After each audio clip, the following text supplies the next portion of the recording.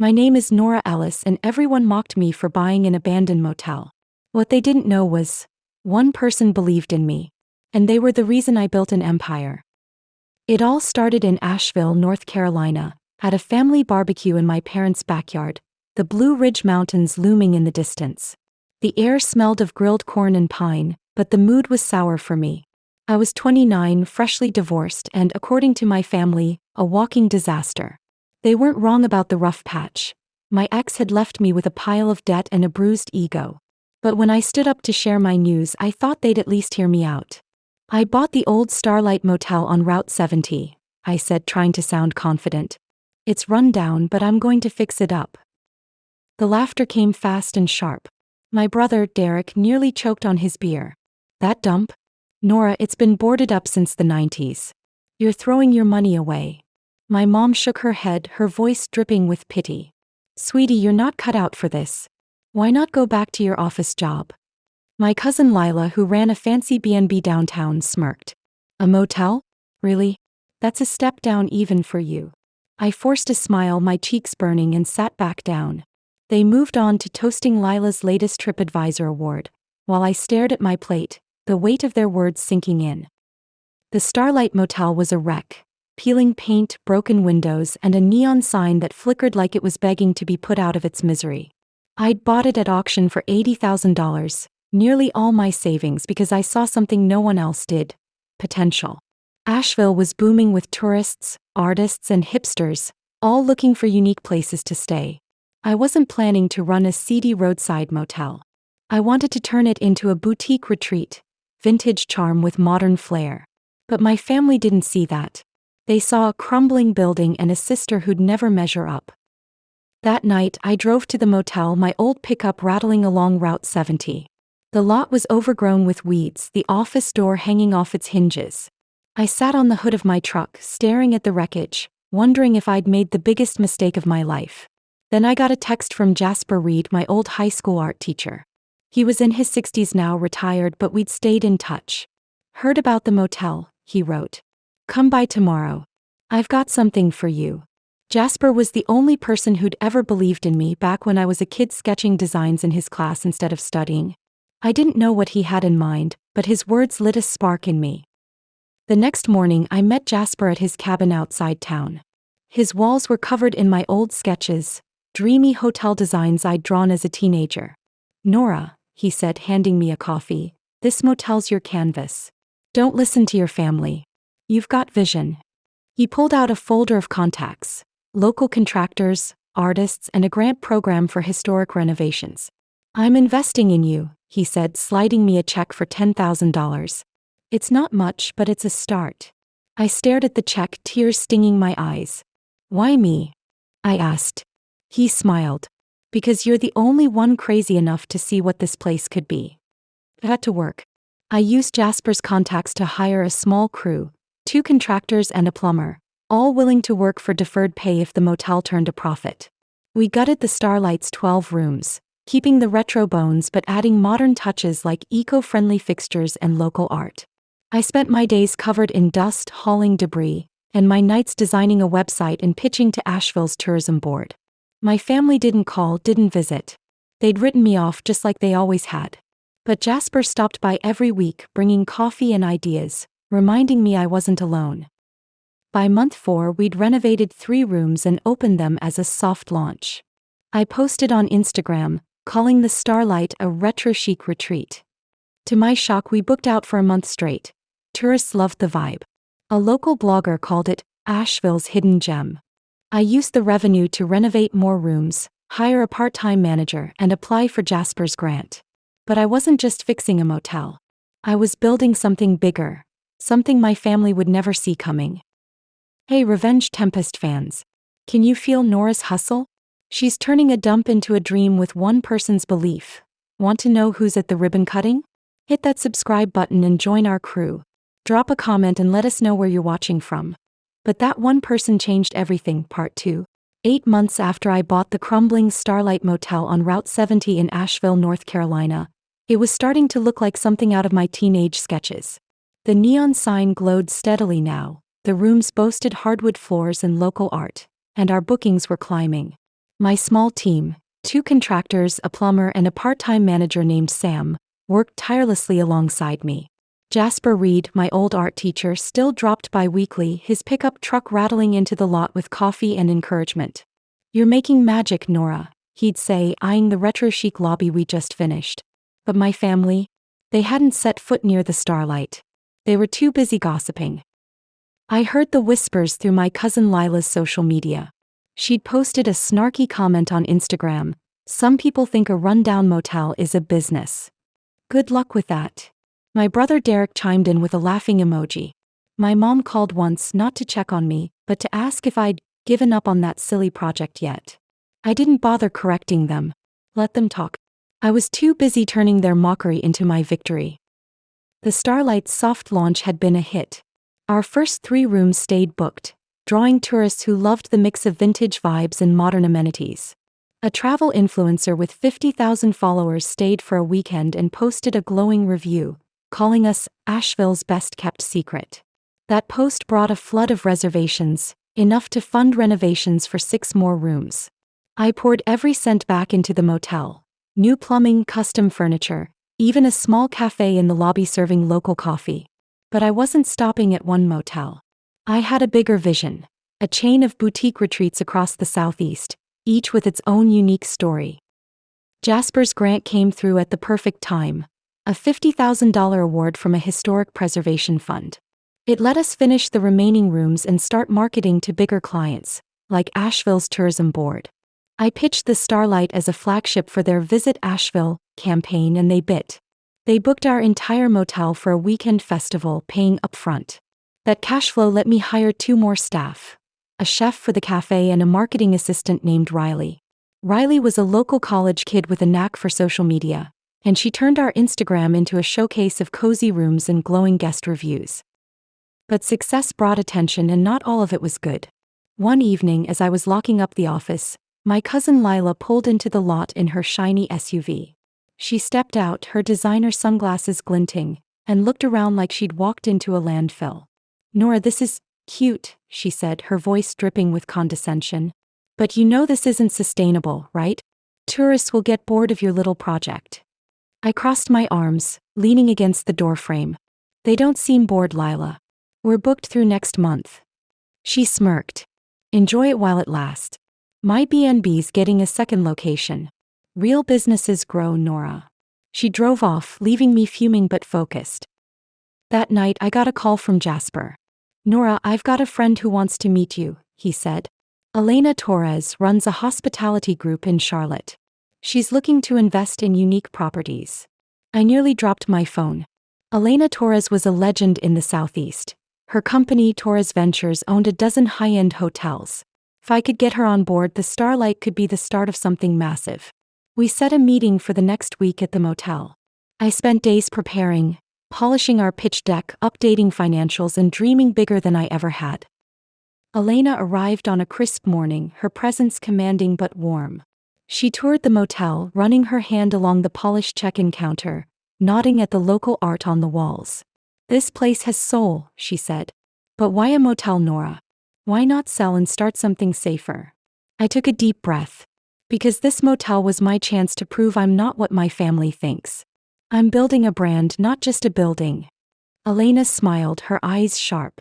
"Good answer. Let's talk numbers." Over coffee in the cafe, I pitched my vision.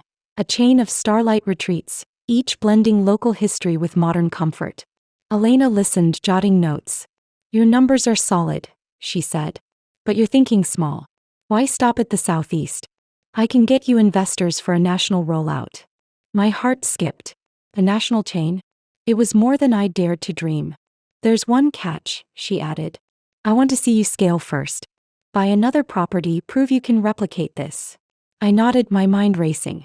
Another property meant more capital, and a chance to outshine my family for good. Then came the rumor that changed everything.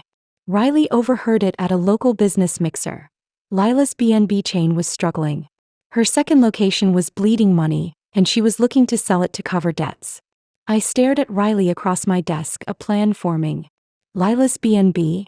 I said. "That's the property we're buying next." Riley grinned. "You're going to take her business?" That's cold, Nora. I shrugged. She called the starlight a pipe dream. Let's see who's dreaming now. 10 months after I bought the crumbling Starlight Motel on Route 70 in Asheville, North Carolina, I stood on the edge of something bigger than I'd ever imagined. The motel was no longer a wreck. It was a thriving boutique retreat, booked solid with tourists and featured in travel magazines. My team had grown to 6, with Riley running social media, Sam managing the front desk, and Jasper Reed, my old art teacher, still dropping by with coffee and wisdom. But I wasn't done. My cousin Lila's failing B&B was my next target, and the ribbon-cutting ceremony for my second property was about to change everything. Lila's B&B, the River Oak Inn, was a charming but mismanaged spot in downtown Asheville. Her second location, opened with fanfare a year ago, was hemorrhaging money, bad reviews, high staff turnover, and a loan she couldn't repay. When Riley told me Lila was looking to sell, I saw my chance. I called Elena Torres, the hospitality mogul from Torres Ventures, and pitched my plan. Buy the River Oak Inn, rebrand it as a Starlight Retreat, and use it to prove I could scale nationally. Elena was skeptical but intrigued. "You're taking on your cousin's business?" she asked over Zoom, her eyebrow raised. "That's bold, Nora." I smiled. She called my motel a pipe dream. I'm just showing her what a dream looks like. Elena agreed to back the deal, but only if I could secure additional funding. I spent weeks pitching to investors, using the Starlight success, 90% occupancy, glowing reviews, and a $200,000 profit in 9 months, as proof I could deliver. Jasper connected me with a local angel investor, Marcus Hale, who loved Asheville's tourism boom. Over lunch at a brewery, I laid out my vision. A chain of Starlight retreats, each blending local history with modern comfort. Starting with Lila's B&B, Marcus leaned back, stroking his beard. "You're not just buying a property, are you? This is personal." I didn't deny it. It's personal, but it's also profitable. He wrote a check for $300,000, enough to cover half the purchase price. Negotiating with Lila was another story.